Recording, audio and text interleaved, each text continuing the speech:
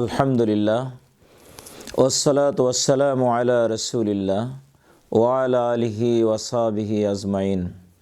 আউযু বিল্লাহি মিনাশ শাইতানির রাজীম। বিসমিল্লাহির রহমানির রহিম। হাল ইয়াস্তাবিল্লাযীনা ইয়া'লামুনা ওয়াল্লাযীনা লা ইয়া'লামুন। সম্মানিত আজকের এই প্রোগ্রামে সংযুক্ত সকল বন্ধুগণ, আমি শুরুতে আল্লাহ পাকের শুকরিয়া আদায় পড়ছি আলহামদুলিল্লাহ। দরুদ এবং তাসলিমাত প্রিয় নবী জনাবে মুহাম্মদুর রাসূলুল্লাহ সাল্লাল্লাহু আলাইহি সাল্লামের উপর। বাংলাদেশ মাদ্রাসা শিক্ষক পরিষদ কেন্দ্রীয় কমিটির গতকাল 20শে জানুয়ারি 2025 সোমবার বাংলাদেশ মাদ্রাসা শিক্ষা বোর্ড বকশীবাজার ঢাকায় মাদ্রাসা শিক্ষা বোর্ডের সম্মানিত চেয়ারম্যান জনাব প্রফেসর মিয়া নুরুল ইসলাম সাহেবের দরবার হলে আমরা একটা প্রোগ্রামে অংশগ্রহণ করেছিলাম। সেই প্রোগ্রামে মাদ্রাসা শিক্ষক পরিষদের কেন্দ্রীয় কমিটির সকল সদস্যবৃন্দ উপস্থিত ছিলেন। আমি নিজে মাদ্রাসা শিক্ষক পরিষদের কেন্দ্রীয় কমিটির একজন সদস্য এবং রাজশাহী জেলার আমি প্রতিনিধি। সেই মর্মে এই প্রোগ্রামে আমি উপস্থিত হয়েছিলাম। মাদ্রাসা শিক্ষাকে নিয়ে, মাদ্রাসা শিক্ষার সমস্যা নিয়ে এবং এই সমস্যাগুলো কিভাবে দূরীভূত করা যায় এই বিষয়টি নিয়ে আমরা ব্যাপক আলোচনা করেছি। আমরা পরপর 2টা প্রোগ্রামে অংশগ্রহণ করেছিলাম। সর্বপ্রথম মাদ্রাসা বোর্ডের সম্মানিত চেয়ারম্যান, তাকে নিয়ে আমরা একটা প্রোগ্রাম করেছি। এই প্রোগ্রামটি হয়েছে বিকাল 3টায়। এর পরবর্তী প্রোগ্রাম সন্ধ্যা 6:30টায় আমরা মগবাজার জামাত ইসলামীর কেন্দ্র অফিসে জামাত ইসলামীর মহতারাম কেন্দ্র আমিরে জামাত ডাক্তার শফিকুর রহমান, তিনি প্রধান অতিথি ছিলেন। আমরা তার নেতৃত্বে সেখানে এই মাদ্রাসা শিক্ষার সমস্যা এবং সমস্যা দূরীভূত করার বিষয়গুলো নিয়ে আলোচনা করেছি। আমি ঢাকা থেকে ফিরে এসে আমরা আমাদের আলোচিত বিষয়গুলো নিয়ে একটু লাইভে আসলাম। মাদ্রাসা শিক্ষা, মাদ্রাসা শিক্ষক, ছাত্র, তাদের এই বিষয়গুলো আমরা কি সেখানে আলোচনা করেছি, আমাদের সমস্যাগুলো কি, সম্ভাবনা কি, এই বিষয় নিয়ে যে আলোচনা হয়েছে আজকে একটু তা ওপেন করতে চাই। সম্মানিত ভাইয়ের আমার, আমরা 95% মুসলিম অধ্যুষিত এই বাংলাদেশের জনগোষ্ঠী। এই বাংলাদেশ ইতিপূর্বে ছিল পাকিস্তান, তার আগে ছিল ব্রিটিশদের দ্বারা শাসিত, তার পূর্বে এই দেশটা মুসলমানদের দ্বারা শাসন হয়েছে। মুসলমানরা যখন দেশ শাসন করেছেন তখন এদেশের শিক্ষা ব্যবস্থা একরকম ছিল। ব্রিটিশ এসে তা উলটপালট করে দিয়েছে। পাকিস্তান এবং বাংলাদেশ এই 2টি পর্যায়ে এসেও ব্রিটিশদের উলটপালট করে দেওয়া শিক্ষা ব্যবস্থার কোনো পরিবর্তন তেমন সম্ভব হয় নাই। কার্যক্ষেত্রে কিছু কিছু পরিবর্তন এসেছে, কিন্তু মূল বিষয়গুলো ওই ব্রিটিশদের যে উলটপালট করা রেখে যাওয়া ব্যবস্থাপনা তা এখানে রয়ে গেছে। আমরা আজকে মাদ্রাসা শিক্ষা, শিক্ষক, ছাত্র, আমরা যে সমস্যা ফিল করছি, আমরা এই বিষয়গুলো নিয়ে গতকাল প্রোগ্রামে ব্যাপক আলোচনা হয়েছে। আমরা প্রথমেই যে সমস্যাগুলো লক্ষ্য করেছি, ফার্স্ট, মাদ্রাসার ছাত্র আর স্কুল কলেজের ছাত্র আমরা যদি দেখি তুলনা করে, তাহলে মাদ্রাসার চাইতে স্কুল কলেজের ছাত্র সংখ্যা অনেক গুণ বেশি। এই বেশির কারণটা কি আর আমাদের কমের কারণটা কি? এদেশে মানুষ তো মুসলমান, তারা কোরআন ইসলাম শিখতে চায়, ইসলামী শিক্ষা মাদ্রাসা শিক্ষায় তারা আগ্রহী হবে, কিন্তু কার্যত দেখা যাচ্ছে যে পরিস্থিতির কারণে অধিকাংশ ছেলে মেয়েগুলো তারা জেনারেল শিক্ষার দিকে ঝুঁকে যাচ্ছে। এর প্রধান কারণ আমরা যেটা দেখেছি তা হলো, বাংলাদেশে যতগুলো প্রাইমারি স্কুল আছে, প্রাইমারি স্কুল সরকারি বেসরকারি মিলে 50,000-এরও বেশি। সরকারি স্কুলের সংখ্যা প্রায় 50,000, যদি সেটাই হয়ে থাকে তাহলে ইবতেদায়ী মাদ্রাসা বাংলাদেশে সরকারি কয়টা হয়েছে? আমরা গোটা বাংলাদেশ যদি খুঁজে বেড়াই দেখতে পাবো যে কোনো সরকারি ইবতেদায়ী মাদ্রাসাকে সরকারিকরণ করে নাই। একটি মাদ্রাসা গোটা বাংলাদেশ মিলে সরকারি পাওয়া যাবে না। সুতরাং আমরা ছাত্র কোত্থেকে পাবো? ক্লাস 6-এ যখন ছাত্র ভর্তি করাবো তখন প্রাইমারি পাশ করে এসে ইবতেদায়ী পঞ্চম শ্রেণী পাশ করে এসেই কিন্তু মাদ্রাসায় ক্লাস 6-এ ভর্তি হবে। যারা প্রাইমারি পাশ করেছে তারা সবগুলোই প্রায় তারা গিয়ে ভর্তি হয় হাই স্কুলে, 2-4টা ছিটেফোঁটা মাদ্রাসায় এসে ভর্তি হয়। আর ইবতেদায়ী মাদ্রাসায় যারা লেখাপড়া করেছে এমন সংখ্যা তো একদম কম। দেখা যাবে 10টা প্রাইমারির বিপরীত একটা ইবতেদায়ী মাদ্রাসা আছে, তাও কোনো মতে জীবন নিয়ে বেঁচে আছে। তাদের না আছে বেতন, না আছে শিক্ষার তেমন কোনো উপকরণ, না আছে সরকারি কোনো সুযোগ সুবিধা, যার কারণে ইবতেদায়ী মাদ্রাসায় কোনো ছাত্র থাকে না। সব ছাত্রগুলো প্রাইমারিতে চলে যায়। প্রাইমারি স্কুলে ছাত্রদেরকে অভিবৃত্তি দেওয়া হয়, কিন্তু ইবতেদায়ীতে কোনো অভিবৃত্তি নেই। স্বাভাবিক কারণেই গ্রাম বাংলার গরিব জনগোষ্ঠী, সাধারণ অশিক্ষিত স্বল্প শিক্ষিত মানুষেরা তাদের ছেলে মেয়েকে টাকার কারণে আরও নানান কারণে নিয়ে যে প্রাইমারিতে ভর্তি করে দেয়, সেখান থেকে ছেলে মেয়েগুলো চলে যায় হাই স্কুলে 6ষ্ঠ শ্রেণীতে। মাদ্রাসা ছাত্র আমরা একদম পাই না, আর যা পাই তা খুব কষ্টের ফসল। এ সমস্যার যদি আমরা সমাধান করতে চাই, আমরা মাননীয় বাংলাদেশ মাদ্রাসা শিক্ষা বোর্ডের চেয়ারম্যানের কাছে অনুরোধ করেছি। 2009 সালে আওয়ামী সরকার ক্ষমতা আসার সঙ্গে সঙ্গে কোনো এক অদৃশ্য ইঙ্গিতে ইবতেদায়ী মাদ্রাসা নতুন রেজিস্ট্রেশন বন্ধ করে দেওয়া হয়। এরপর থেকে অদ্যাবধি পর্যন্ত ইবতেদায়ী মাদ্রাসা নতুন খোলার কোনো অনুমোদন নেই, রেজিস্ট্রেশনের কোনো সুযোগ নেই। আমরা চেয়ারম্যান মহোদয়ের কাছে এই প্রস্তাব রেখেছি, অনুরোধ করেছি, এবং তিনি আমাদেরকে আশ্বস্ত করেছেন নতুনভাবে ব্যাপক পরিমাণে ইবতেদায়ী মাদ্রাসা খোলা এবং তার রেজিস্ট্রেশনের ব্যবস্থা করতে হবে। তিনি এ ব্যাপারে আমাদেরকে আশ্বস্ত করেছেন। আমরা তার কাছে তার মাধ্যমে সব কিছু তিনি পূরণ করতে পারবেন না, যেগুলো পারবেন সেগুলো করবেন, বাদবাকি বিষয়গুলো ঊর্ধ্বগামী করার জন্য তার কাছে আমরা অনুরোধ করেছি, প্রস্তাব আকারে রেখেছি। আমরা তার কাছে যেটা বলেছি তা হলো, দাখিল শাখায় ছাত্র সংকট দূরীকরণের জন্য প্রথম পদক্ষেপ হচ্ছে ব্যাপক পরিমাণে ইবতেদায়ী মাদ্রাসা খোলার এবং রেজিস্ট্রেশনের ব্যবস্থা করতে হবে। স্বতন্ত্র যত ইবতেদায়ী মাদ্রাসা আছে সকল স্বতন্ত্র ইবতেদায়ী মাদ্রাসাগুলোকে এমপিওভুক্তকরণের ব্যবস্থা করতে হবে।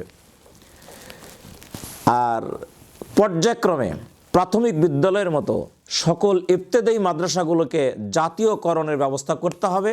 যেই দাবিটা এদেশের মানুষের দাবি, এই দাবিটা মুসলমানদের দাবি, এ দাবিটা সকল জনগণের দাবি। সুতরাং সকল ইবতেদায়ী মাদ্রাসা যেগুলো আমাদের দেশে আছে, এমপিওভুক্ত কিংবা নন এমপিওভুক্ত সকল প্রতিষ্ঠান খুব স্বল্প সময়ের ব্যবধানে জাতীয়করণ যদি করা যায় তাহলে মাদ্রাসা শিক্ষার উন্নয়ন হবে। সাথে সাথে প্রাথমিক বিদ্যালয়ে যে সমস্ত ছেলে মেয়েগুলোকে অভিবৃত্তির ব্যবস্থা করা হয়েছে, ইবতেদায়ী পর্যায়েও সকল ছেলে মেয়েকে অভিবৃত্তির ব্যবস্থা করতে হবে। প্রাইমারি স্কুলগুলোতে, সরকারি স্কুলগুলোতে সরকারি ভবন সহ শিক্ষকদের ট্রেনিংয়ের যে ব্যবস্থাপনা রয়েছে, ইবতেদায়ী মাদ্রাসাতেও সরকারি ভবন এবং শিক্ষকদের ট্রেনিংয়ের ব্যবস্থা করতে হবে। এক কথায় সরকারি প্রাথমিক বিদ্যালয়গুলোতে সরকারিভাবে শিক্ষার উপকরণ, শিক্ষা ব্যবস্থাপনা, শিক্ষা পদ্ধতি এবং টিচারদের ট্রেনিং যা কিছু ব্যবস্থাপনা রয়েছে, সকল ব্যবস্থাপনা যদি ইবতেদায়ী মাদ্রাসাকে দেওয়া হয় তাহলে এই যে ছাত্ররা বৈষম্য বিরোধী যে আন্দোলন করেছে, বাংলাদেশে এখনও ব্যাপক বৈষম্য মাদ্রাসা শিক্ষা এবং জেনারেল শিক্ষার মধ্যে, এই বৈষম্য দূর করতে হবে। এই বৈষম্য যদি দূর না করা হয় তাহলে বৈষম্য বিরোধী আন্দোলনে যে সমস্ত ছেলেরা মেয়েরা জীবন দিয়েছে, যারা শহীদ হয়েছে, তাদের রক্তের সঙ্গে আমাদের বেইমানি করা হবে। সুতরাং আমরা মাননীয় মাদ্রাসা বোর্ডের যিনি চেয়ারম্যান মহোদয় এবং সংশ্লিষ্ট সকল কর্তৃপক্ষের কাছে বিনয়ের সঙ্গে মাদ্রাসা শিক্ষক পরিষদের পক্ষ থেকে আমরা আবেদন রেখেছি, মাদ্রাসা শিক্ষার উন্নয়ন ঘটাতে চাইলে, মাদ্রাসা শিক্ষাকে যদি আমরা সমৃদ্ধ করতে চাই, যদি বৈষম্য দূরীভূত করতে চাই, তাহলে প্রাথমিক বিদ্যালয়ে যা সুবিধা দেওয়া হয়েছে, ইবতেদায়ী মাদ্রাসায় শিক্ষা ব্যবস্থায় সকল সুবিধা নিশ্চিত করতে হবে। সম্মানিত ভাইরা আমার, আমরা এই প্রোগ্রামে আমাদের নেতৃবৃন্দের মাধ্যমে বর্তমান সরকারকে অনুরোধ রেখেছি, উপজেলা পর্যায়ে আমরা দেখেছি স্কুল কলেজ, প্রত্যেকটি উপজেলায় একটা করে স্কুল এবং কলেজ জাতীয়করণ করা হয়েছে। বাংলাদেশে কোনো জায়গায় কোনো মাদ্রাসা জাতীয়করণ করা হয় নাই। আমরা অনুরোধ রেখেছি এবং এই আবেদন প্রাণের আবেদন। আমরা কিন্তু আমাদের দেশের সরকার প্রধান মুসলমান, আমাদের দেশের অন্তর্বর্তীকালীন সরকারে যারা রয়েছেন অধিকাংশ মানুষগুলো মুসলমান, এদেশের মানুষ 95% মুসলমান। সুতরাং মুসলমানদের আত্মার উন্নতির জন্য, মুসলমানদের নিজস্ব সংস্কৃতির উন্নতির জন্য, দুনিয়া এবং আখিরাতের উন্নতির জন্য, তাদের দেশের সমৃদ্ধির জন্য আমাদের ইসলামী শিক্ষার প্রতি অবশ্যই গুরুত্ব আরোপ করতে হবে, কোরআনের শিক্ষার প্রতি অবশ্যই গুরুত্ব আরোপ করতে হবে, মাদ্রাসা শিক্ষার প্রতি অবশ্যই গুরুত্ব আরোপ করতে হবে। সুতরাং এই দাবি হিসাবে বাংলাদেশ মাদ্রাসা শিক্ষা বোর্ডকে আধুনিকরণ করতে হবে এবং প্রতিটি উপজেলায় একটি করে মাদ্রাসাকে জাতীয়করণ করতে হবে, এই দাবি আমরা রেখেছি।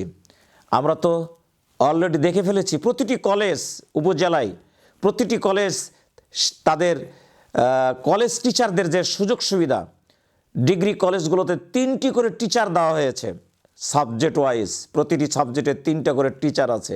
হোয়ার ইজ আমরা মাদ্রাসা আলেম ফাজল কামেল, এই মাদ্রাসার শিক্ষকদের সাবজেক্ট প্রতি কয়জন করে শিক্ষক দেওয়া হয়েছে, খুবই দুর্ভাগ্যজনক। আর এটা এক চরম বৈষম্যের শিকার হয়েছে মাদ্রাসা শিক্ষকগণ। সুতরাং মাননীয় শিক্ষা উপদেষ্টা যিনি রয়েছেন তার কাছে আমরা এই অনুরোধ রেখেছি, তার কাছে আমরা এই অনুরোধ প্রেরণের জন্য সংশ্লিষ্ট কর্তৃপক্ষকে আমরা দায়িত্ব প্রদান করেছি। জেনারেল এবং মাদ্রাসা শিক্ষা ব্যবস্থা পুরোপুরি তাদের মধ্যে সমতা আনতে হবে, সকল প্রকার সুযোগ সুবিধার ব্যবস্থাপনা করতে হবে, শিক্ষক সহ উপকরণ সহ মাদ্রাসার ভবন সহ সব কিছু আমাদেরকে, যত রকমের অব্যবস্থাপনা মাদ্রাসার ব্যাপারে রয়েছে, যত রকমের আমাদের ত্রুটি বিচ্যুতি রয়েছে, এগুলো সব কিছু সমাধান করে যেভাবে জেনারেল শিক্ষাকে এগিয়ে নেওয়া হয়েছে একইভাবে একই সুবিধা দিয়ে যদি মাদ্রাসা শিক্ষাকে এগিয়ে নেওয়া হয়, আমার বিশ্বাস বাংলাদেশ মাদ্রাসা শিক্ষা ব্যবস্থা এগিয়ে যাবে। এদেশের জনগণ কোরআনের জ্ঞান অর্জন করতে পারবে, ইসলামের জ্ঞান অর্জন করতে পারবে, মাদ্রাসা শিক্ষার যে সমস্যাগুলো রয়েছে এই সমস্যাগুলো দূরীভূত হবে। সম্মানিত মাদ্রাসার সকল শিক্ষক বন্ধুগণ, আমি আপনাদের উদ্দেশ্যে যে কথাটি বলতে চাই সেটি হচ্ছে, বাংলাদেশ মাদ্রাসা শিক্ষক পরিষদ বর্তমান সময়ে বাংলাদেশে এক মহান নিয়ামত হিসাবে শিক্ষক সমাজের মাঝে এসে দাঁড়িয়ে গেছে। এই মাদ্রাসা শিক্ষক পরিষদ গঠন করেছিলেন আল্লামা দেলোয়ার হোসেন সাঈদী। আল্লাহ রাব্বুল আলামিন তাকে জান্নাতুল ফেরদাউসের সর্বোচ্চ মেহমান হিসেবে যেন কবুল করেন। আজকে তিনি বিদায় নিয়ে চলে গেছেন। সেই মাদ্রাসা শিক্ষক পরিষদ মাদ্রাসা শিক্ষকদের ন্যায্য দাবি দেওয়া নিয়ে এখন মাঠে নেমেছে। আপনারা মাদ্রাসা শিক্ষক পরিষদের পাশে এসে দাঁড়াবেন, মাদ্রাসা শিক্ষক পরিষদকে আপনারা সহযোগিতা করবেন।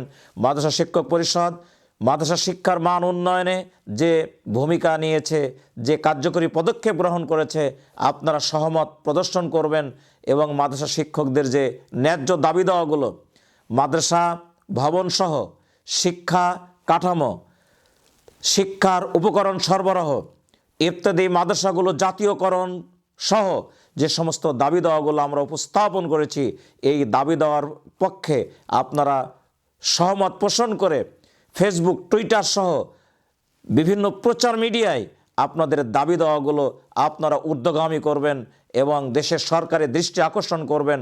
আমার বিশ্বাস বর্তমান যে সরকার, এই সরকার জনগণের সরকার, এই সরকার গণমানুষের সরকার, বর্তমান সরকার এদেশের মানুষের কল্যাণে কাজ করছে এবং কাজ করবে।